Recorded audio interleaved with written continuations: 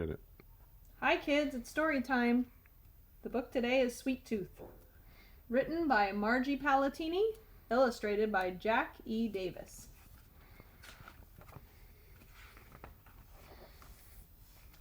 This is Stuart, your typical, average, everyday kid.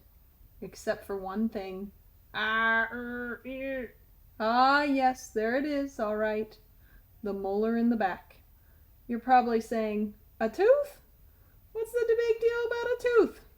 And ordinarily, you would be correct, but that is no ordinary tooth.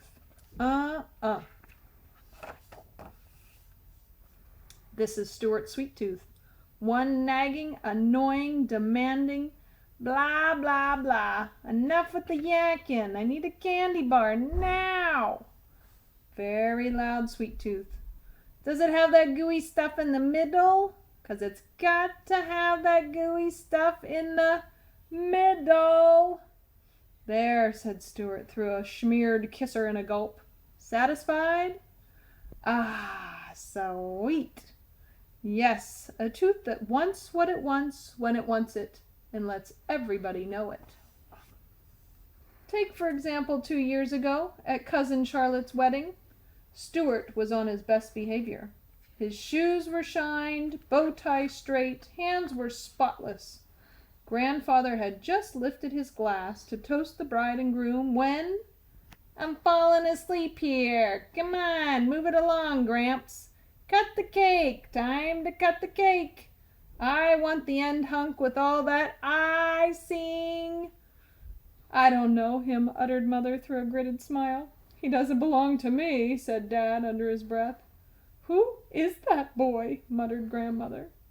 Stuart wiped the pink rose from his lips. It's the Sweet Tooth. It was not a pretty picture. The tooth was no better behaved in school. Stuart had enough detention slips to wallpaper his room. Why, just 2 weeks ago. Who can tell me the capital of North Dakota? Asked Mrs. Finnegan in geography class.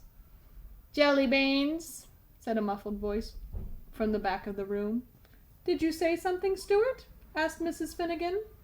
Licorice. Stuart, I'm afraid I can't hear your answer, said Mrs. Finnegan. Lollipops.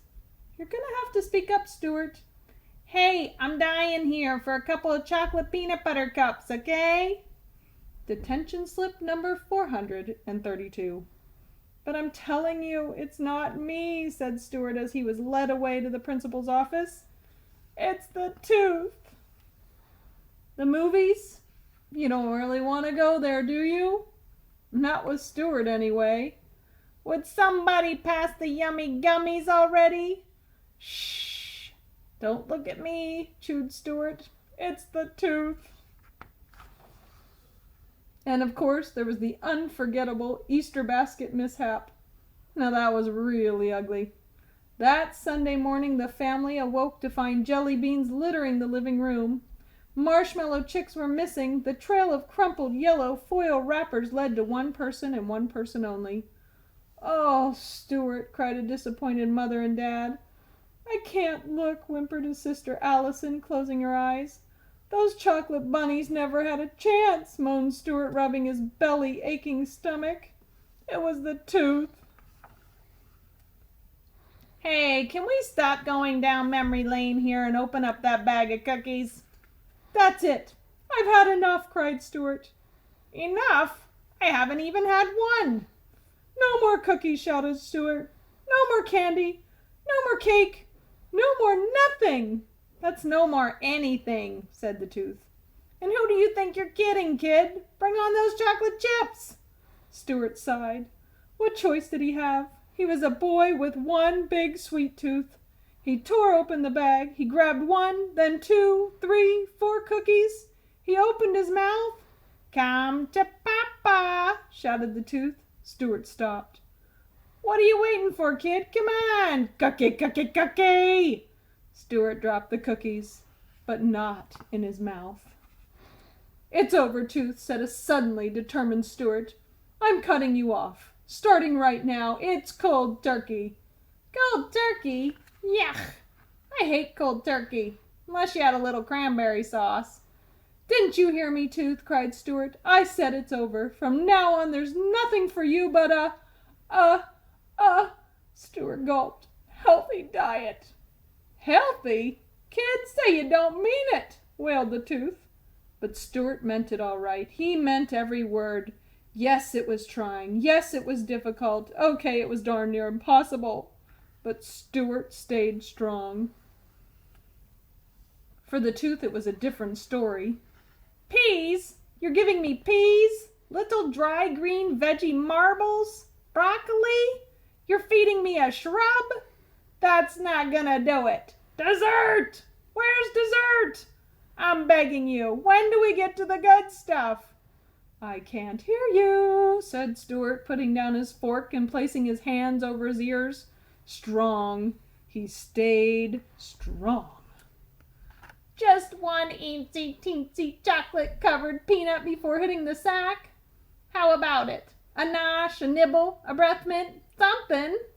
Forget it, said Stuart, turning off the light. Strong, strong. Come on, what do you say? 1 spoonful of sugar? Urged the Tooth as Stuart ate his cereal. Stuart shook his head. The Tooth was losing its grip and it knew it. A drop of chocolate milk? 1 measly little crumb bun crumb? No way, said Stuart. Very strong. Hey, watch that toothbrush, shouted the Tooth, and keep that tongue of yours on the other side of your mouth. Trying to wiggle me out of here, huh? Well, I'm not going, kid. I'm not going anywhere. Do you hear me? Do you hear me? Stuart brushed, flossed, gargled. Ugh, moaned the Tooth weakly. He's not hearing me. I'll get you for this, kid. Stuart smiled. He was winning. Oh, yes, he was winning. 3 days passed. The Tooth was quiet, very quiet, almost too quiet. But Stuart wasn't thinking Tooth. He was thinking baseball. It was the biggest game of the season. Bottom of the 9th. Stuart was at the plate. Runners were on second and third. 2 outs, 2 strikes. The crowd was on their feet. The game was on the line. Stuart's team was down by 1 run. The pitcher went into his windup. There was a hush from the stands. A big, fat fastball was heading for the plate. It was all up to Stuart, and then, boy, could I go for a hunk of bubble gum right now. Swing, swish, heh, heh, heh. Strike 3, yelled the umpire. You're out. Gotcha, said the Tooth. Now go get me some goodies. I'll get you goodies, mumbled Stuart, dropping the bat. Home he marched, into the kitchen, straight for the refrigerator. He yanked open the door, rustled through the vegetable bin. He flung lettuce, he tossed tomatoes, he hurled a head of cauliflower, and then he pulled out a carrot. That's right, a carrot. It's over for you, Tooth, announced Stuart defiantly, lifting the carrot above his head. What are you going to do with that? Asked his wide-eyed sister. Stuart grinned. He opened his mouth wide, very wide. Kid, no, not the carrot. Not the carrot. Yes, the carrot, shouted Stuart. No, kid, no. Allison covered her eyes. Am I too young to be watching this? Closer, closer, closer, and then crunch. Ah, so long, sweet world. What a way to go! Done in by an orange veggie. Stuart rubbed his jaw. He stared at the carrot and the Tooth. It was over.